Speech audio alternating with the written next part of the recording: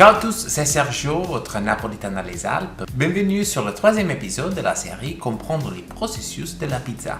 Cette série est pour vous, passionnés de pizza, à la recherche d'infos fiables et précises. Dans cette série, on explore ensemble les principaux processus qui ont lieu pendant la préparation de notre pâte à pizza. Dans cette vidéo, on se focalise sur la maturation, un sujet sur lequel il y a beaucoup de fausses informations sur Internet et sur les réseaux sociaux. On va donc briser ensemble les 4 mythes sur la maturation. Avant de regarder les 4 mythes sur la maturation, petit rappel sur la définition de maturation avec un extrait de l'épisode précédent.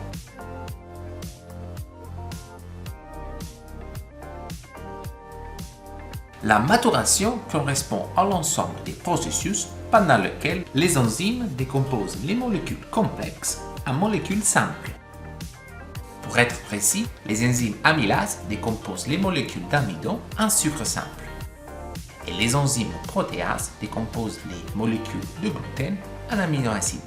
Contrairement à ce qu'on pense, ces enzymes attaquent seulement une petite partie de l'amidon et des protéines, moins de 10% au total.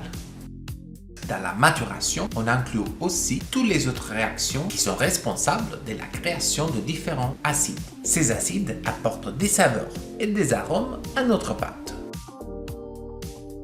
Comme la fermentation, la maturation est réglée par la température.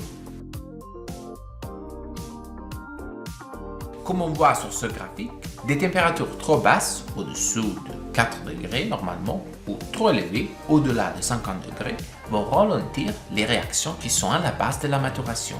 Entre ces deux extrêmes, la vitesse de réaction de la maturation est proportionnelle à la température. On est maintenant prêt à briser les 4 mythes sur la maturation.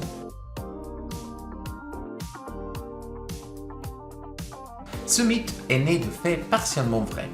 On l'a dit avant, les enzymes qui sont actives pendant la maturation décomposent les molécules complexes en éléments plus simples.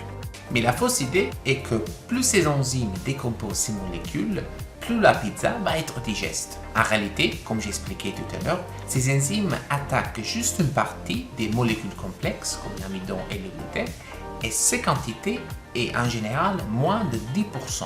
En plus, sauf si on a des pathologies ou des intolérances, notre estomac n'a pas de souci à digérer les protéines et l'amidon. Le but de la maturation n'est donc pas d'augmenter la digestibilité de la pâte.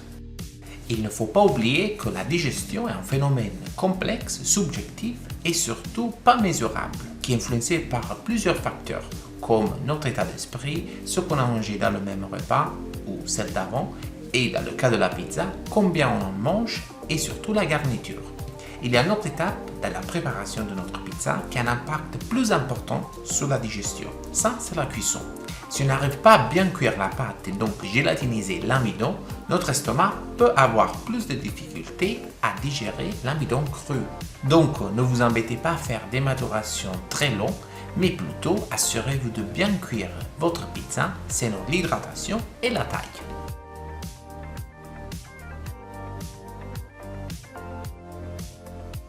On l'a dit au début, la maturation et la fermentation alcoolique sont deux processus qui ont lieu pendant tout le repos de notre pâte. Ces deux processus sont liés entre eux et leur vitesse est proportionnelle à la température. Température plus basse, vitesse réduite. Température plus élevée, vitesse augmentée. La température à laquelle les deux processus sont immobiles, c'est 0 degré, et jusqu'à 3-4 degrés, l'activité des molécules et donc des réactions chimiques de la fermentation et de la maturation sont très limitées. Au-dessus de ces températures, la maturation et la fermentation alcoolique sont des processus actifs de plus en plus avec des températures qui augmentent. Donc, si ma pâte est au frigo ou à température contrôlée, la maturation et la fermentation alcoolique vont plus lentement. En dehors du frigo, leur vitesse augmentera. Force d'une farine et temps de maturation ne sont pas liés. La force d'une farine nous indique, entre autres, combien cette farine peut retenir les gaz produits par la levure. Donc, une farine forte peut être utilisée pour des temps de fermentation plus longs. Autrement dit, la force est un paramètre structurel de notre farine qui a des liens avec la fermentation et pas avec la maturation. Et donc, entre une farine forte et moins forte, le temps de maturation ne va pas changer. On est arrivé au dernier mythe. Après tout ce qu'on a dit, on comprend que la maturation apporte des plus à notre pâte. Pas au niveau de la digestion, mais plutôt en termes des arômes et des saveurs de notre pâte. Mais donc, combien de temps je dois laisser ma pâte maturer? Dans la pratique, 48 heures peut être considéré comme une bonne limite pour la maturation et la fermentation, surtout pour des produits comme la pizza napolitaine. Pendant ce repos, on donne le temps à la pâte de faire tout ce qui est nécessaire d'un point de vue de la maturation et donc pour le développement des saveurs. Aller au-delà, ce n'est pas vraiment intéressant ou nécessaire, sauf pour besoin de timing et d'organisation. En fait, une maturation très longue peut avoir deux impacts négatifs sur notre pâte. Une consommation élevée des sucres dans notre pâte par la levure, ce qui va donner une couleur plutôt blanche à la croûte de notre pizza.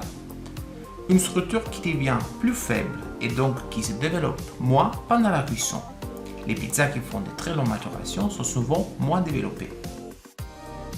Donc, pour une bonne pizza, le secret, c'est pas de faire des longues maturations, mais plutôt de gérer de façon équilibrée toutes les étapes de préparation de notre pâte, comme par exemple le pointage et l'après. Je parle de ces deux temps de repos dans la prochaine vidéo de cette série. Vous trouvez le lien vers cette vidéo dans la description. Voilà donc les preuves scientifiques pour briser les 4 mythes autour de la maturation. J'espère que vous avez trouvé ces informations utiles.